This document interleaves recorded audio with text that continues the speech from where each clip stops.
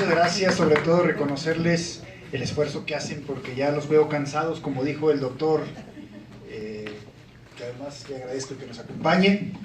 Voy a tratar de ser muy breve porque creo que ya es justo y necesario, se nos salió del programa los tiempos. Primero quisiera iniciar diciendo que el tema de las reformas llegaron tarde. Desafortunadamente somos los mexicanos, ¿no? Y este sistema de justicia penal pues corre sus riesgos. Los mexicanos somos buenos para descomponer, para corromper, etc.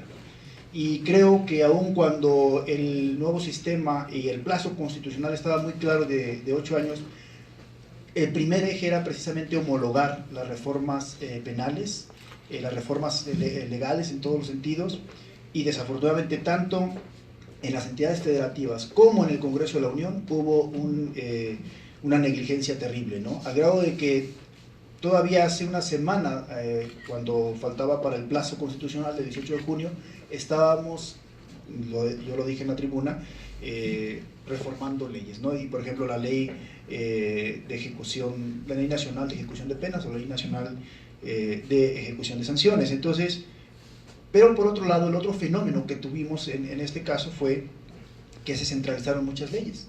Por ejemplo, cuando la Federación vio que no se avanzaba, por ejemplo, con los códigos de procedimientos penales para establecer el nuevo sistema de justicia penal con el tema de los que conocemos como juicios orales, entonces en las entidades estaban muy rezagadas, entonces surgió la reforma constitucional para dar facultades al Congreso de la Unión en el tema para que se crea el Código Nacional, reforma que fue del 2013, y bueno, ya recuerdan que en el 2014 se creó el Código Nacional de Procedimientos Penales, y luego también surgió esta Ley Nacional de Ejecución Penal o de Ejecución de Sanciones Penales, así como el tema del sistema para adolescentes. Por eso se cumplió el plazo, y para que se den una idea, dicho por el misma CETEC, que es el organismo federal de implementación de las reformas, pues ellos mismos reconocieron que solamente 4 estados estaban listos al 100%. La mitad de los estados estaban al 50% y había estados con rubros pues, preocupantes, por ejemplo con la capacitación, que estaban mal en la implementación. Lo digo porque se ha estado discutiendo aquí, incluso se han estado haciendo planteamientos de esa reforma, ¿no? Yo reconozco a todos los ponentes de hoy con muchísima experiencia, y algunos decían, pues lo importante era, lo que los alcanzaba a escuchar acá desde el salón, lo importante era empezar para ir haciendo modificaciones. Pero desafortunadamente ya no nada más debíamos haber empezado, ya teníamos años. Aquí hace 3 años, y lo digo porque aquí veo algunos expositores que nos ayudaron a encabezar mesas de trabajo, y lo saben muy bien, muchos de ustedes estuvieron participando para que se creara esas reformas y no se hicieron, se esperaron hasta que todo llegara a destiempo. Y lo digo porque también es parte también de esta plática de lo que es el principio de proporcionalidad. Uno de los grandes pendientes que tenemos precisamente es la reforma al Código Penal, tanto local como de todas las entidades federativas y el Código Penal Federal.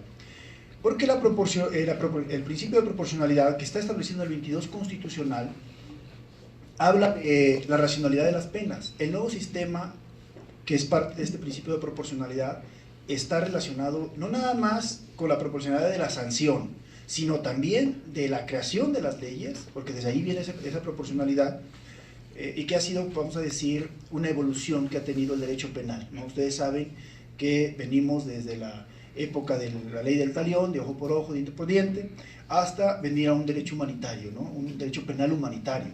Y esto que estamos viviendo con el nuevo sistema penal, que es un sistema garantista, que es un sistema donde debe haber el respeto de los derechos humanos, pero también, pongo entre paréntesis, aquí se ha estado hablando de muchos riesgos que, por supuesto, ya la última reforma de la miscelánea penal también que se discutió en la última semana de abril, curiosamente ya la injerencia de la PGR estaba tratando de dar algunas facultades en algunos artículos del Código Nacional, pues violatorios de derechos humanos, o dándoles más facultades a los ministerios públicos. ¿Por qué? Porque evidentemente ya en la práctica están teniendo muchos problemas para llevar a cabo el respeto a los derechos humanos y tener efectividad. Y como normalmente las instituciones tienen mucha relación con pues con el Ejecutivo en turno, y el Ejecutivo tiene muchas veces mayoría en los congresos, pues impulsan leyes, y que eso sería también un retroceso, ¿no? Que en su momento lo hicimos ver algunos, y también algunos académicos y expertos. De hecho, se aprobó así en la Cámara de Diputados. Ahorita no es el tema de la plática, sino nada más para decir los riesgos. Se fue al Senado y del Senado se corrigió a la plana. Una de las cosas que yo le alerté era que, por ejemplo, si bien es cierto, la prisión preventiva en la Constitución se contemplaba como máximo 2 años para que se emitiera sentencia, 2 años efectivamente, o si la defensa planteaba que se ampliara esa parte como parte de sus recursos, etcétera, pues se podía ampliar. Pues, sin embargo, en el Código Nacional se contemplaba 1 año. Entonces yo discutí y reservé ese artículo diciendo que se quedara así 1 año, porque si bien el sistema y el sentido era, pues la Constitución es como una máxima garantía, ¿no? Pero si ya en la ley reglamentaria se establece otra cosa, pues que atendamos a esa situación. Sin embargo, se aprobó así que fuera 2 años, precisamente porque ya vieron que el tiempo está jugando en contra. Bien, el principio de proporcionalidad o razonabilidad se conoce, es una herramienta, decíamos yo, metodológica importantísima porque viene a darle paso a lo que antes se utilizaba, ¿no? Metodológicamente se hablaba o se trabajaba con métodos arcaicos y hoy, bueno, este principio de proporcionalidad ayuda a argumentar las resoluciones jurisdiccionales y también ayuda a la argumentación de todos los operadores, es decir, Ministerio Público, los mismos legisladores, incluso los abogados defensores, ya sean públicos o privados, ¿no? Este principio de proporcionalidad. Y este principio de proporcionalidad de la pena tiene 3 subprincipios. Uno es el de adecuación o idoneidad, es decir, tiene que verse si esa sanción o esa conducta penal que se está legislando, que se está regulando, realmente va a buscar un fin que sea proporcional al beneficio que se busca, ¿no? Y ahorita voy a poner algunos ejemplos de por qué es necesario las reformas. Y fíjense que no es nada nuevo, porque aquí hicimos 5 mesas hace 3 años, un poquito más o menos, y una mesa que encabezó el doctor Daniel Espinosa Licón era precisamente el Código Penal, de que ya se veía este tema de la falta de racionalidad de las penas, y que había ilícitos donde el tema, por ejemplo, de el bien jurídico titulado del patrimonio estaba por encima de la vida, entonces pues es algo irracional e inadecuado. Y el segundo subprincipio es el de necesidad. Verificar que la medida enjuiciada es la más benigna con el derecho fundamental. En este subprincipio implica ver que efectivamente la pena que se le va a poner a esa persona, la sanción, pues puede haber también sanciones alternativas y ver qué es lo que más le beneficia. Y el de proporcionalidad, en sentido estricto, es la medida en cuestión que debe generar más beneficios que perjuicios. O sea, nuestro sistema penal anterior, ustedes saben que además de que nos estaba costando muchísimo dinero, pues en la práctica no estaba lográndose el objetivo.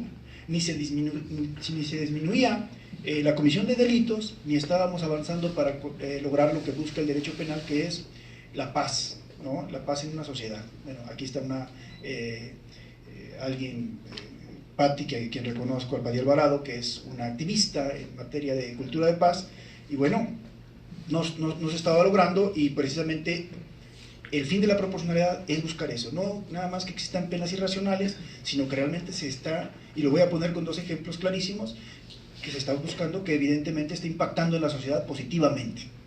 Luego, esto tampoco es nuevo, ya desde el 2007 la jurisprudencia, la 130 de 2007 del Pleno de la Suprema Corte, estableció que en pleno carácter vinculante para todos los tribunales la obligación de establecer este principio de proporcionalidad. Todos los tribunales estaban obligados a establecer este principio de proporcionalidad. La Corte Interamericana también de Derechos Humanos lo señala también de otra manera, dice, para que este principio de proporcionalidad va relacionado también con lo que es la democracia. Queremos tener un Estado democrático, de pleno respeto de los derechos humanos, con un Estado de Derecho fuerte, con fortalecer el Estado de Derecho, tiene que participar este principio como elemental para construirlo. Eso lo dice la Corte Interamericana de Derechos Humanos, y que incluso aquí también se le ha citado en varias ocasiones. Allá también estamos discutiendo ahorita mucho el tema de las resoluciones, porque algunas resoluciones, algunas de ellas incluso vinculantes de la Corte Interamericana, pues no se han traducido en reformas de leyes. Ahorita tenemos una discusión con el Código de Justicia Militar. Ustedes saben que el Código de Justicia Militar se homologó o se buscó que se creara con un nuevo código, el Código Penal, el Código de Procedimientos Penales Militares, ahora con el nuevo sistema de justicia penal, y reformas al Código de Justicia Militar. Pero, curiosamente, recomendaciones que había hecho el Corte Interamericana de Derechos Humanos y el Alto Comisionado para los Derechos Humanos de la ONU no están establecidas en las reformas. Ahí lo hicimos ver y lo señalamos, e incluso no hace ni un mes que la Comisión de Derechos Humanos también se fue a una controversia constitucional porque esos dos leyes pueden haber violaciones a los derechos humanos.